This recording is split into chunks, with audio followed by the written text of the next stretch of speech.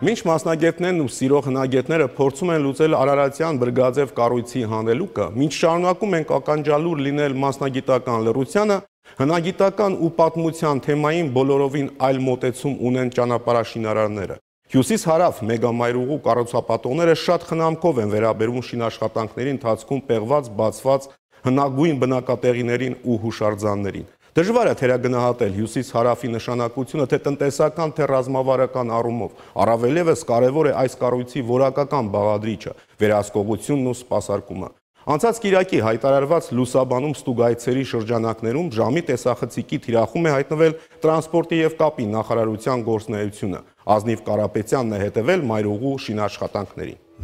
Սա հսկայական, այսպես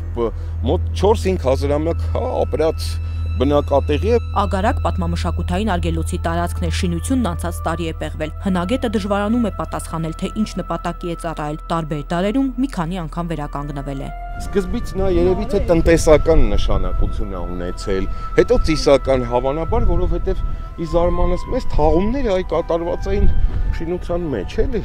Աշտարակ-Գյումրի ճանապարհին հուշարձանները շատ են, եղել է նաև 4 անտիկ քաղաք։ Այդ փաստը վկայում է, որ Մետաքսի ճանապարհը հենց այս տարածքով է անցել։ Հնում քաղաքները առևտրային խոշոր ճանապարհների հարևանությամբ էին կառուցվում։ Եվ հիմա գործնականում, այսպես ասեմ, հյուսիս-հարավ ճանապարհը ոչ այլ ինչ է, կարելի է այդպես այդքան Մետաքսի պատմական ճանապարհի այսպես նորացում, թարմացում։ Պեղումները ֆինանսավորում է հյուսիս-հարավ ճանապարհային միջանցքի ներդրումային ծրագիրը։ Միաժամանակ երկու կարևոր գործ է արվում՝ ուսումնասիրում եւ փրկում են այն, ինչ կարող էր մնալ նորակառույց ճանապարհի տակ, նաեւ ամբողջացնում նախորդ տարիների պեղումները։ Գործող ճանապարհը հուշարձան հաշվի չի առել, ավիրել բաժանել է երկու մասի, նորը կշրջանցի այն։ Հյուսիս-հարավ ճանապարհային միջանցքը Իրանից դեպի վրացական նավահանգիստն է եւ հակառակ ուղղությամբ ամենակարճ երթուղին է։ Այն ոչ միայն երկրի հյուսիսը կապում է հարավի հետ, այլև տնտեսական մեծ հնարավորություններ եւ նոր հեռանկարներ բացում Հայաստանի համար։ Նոր մայրուղին կարող է մեծ բեռնատարների տարանցման ճանապարհ դառնալ, նպաստելով նաև туриզմի զարգացմանը։ Դա ապագայում, սակայն ծրագրի արդյունավետությունն արդեն ակնհայտ է, 700 աշխատատեղ է ստեղծվել։ Գումարի մոտորապես 70%-ը ծախսվում է տեղի նյութերի օգտագործման, ասենք հարհանքի նյութերն են, դա շեբեն է, ավազա, ցեմենտն է,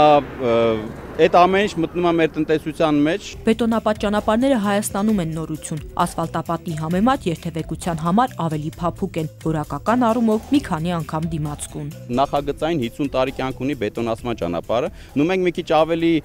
խստագույն ենք մոտենում, ասում ենք մինիմում 30-ը բետոնին կա, իսկ ասֆալտի դեպքում 15-ից 20 տարի է, որ պահանջում է անպայման կապիտալ նորոգում։ Բետոնի պատվազքը իրականացնելուց հետո բետոնափռիչով սահմանված ժամկետներում պետք է իրականացնել կտրումը։ Այդ կտրումը թելադրում է բետոնը, որտեղ պետք է ճաքի։ Նախաճակ է ստեղծում։ Այլապես, եթե այս կարանները չիրականացնենք, ամբողջ երկայնքով բետոնը կամայական տեղեր կճաքի։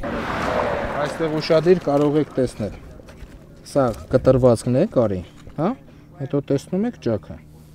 Գնացել է։ Այսինքն յուրաքանչյուր սալ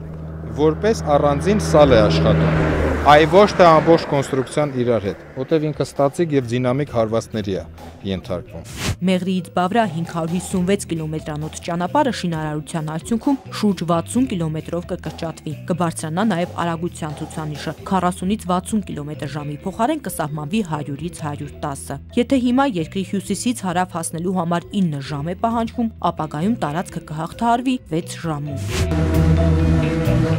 26 սանտիմետր հաստությամբ եւ մոտ 35 մետր լայնությամբ բետոնապատ մայրուղին կառուցվում է միջազգային չափանիշներով։ Կառավարության կողմից հստակ ուղղությունը դրված է որակական ցուցանիշները 100-ից եւ ավել տոկոսով ապահովելու։ Մեր կազմակերպությունն այսպիսի աշխատանքի փորձ ունի։ Կիրառվում է գերմանական տեխնիկա։ Բետոնի փռումը, տոփանումն ու մակերեսի վերջնական հարթեցումն անում է մեքենան, այսինքն մարդկային գործոնը հասցված է նվազագույնի։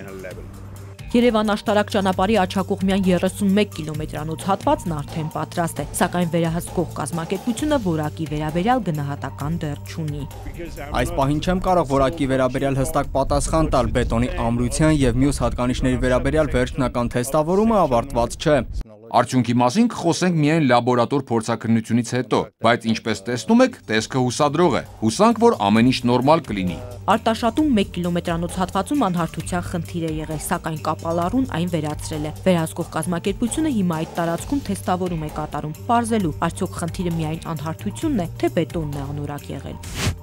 Հյուսիս-հարավ ճանապարհային միջանցքի առաջին Արտաշատ-Երևան աշտարակ հատվածը շահագործման կհանձնվի դեկտեմբերին։ Ամբողջ մայրուղին 2019-ի վերջին։ Արթուր Սարգսյանը վստահեցնում է, կհանձնվի ժամանակին բարձր որակով։ Եթե սպասարկումն էլ նույն մակարդակի լինի, բետոնապատմեր առաջին ճանապարհը 50-ից 100 տարվա կյանք կունենա։ Ազնիվ Կարապետյան, Նարեկ Եղազարյան, ժամը լրատվական։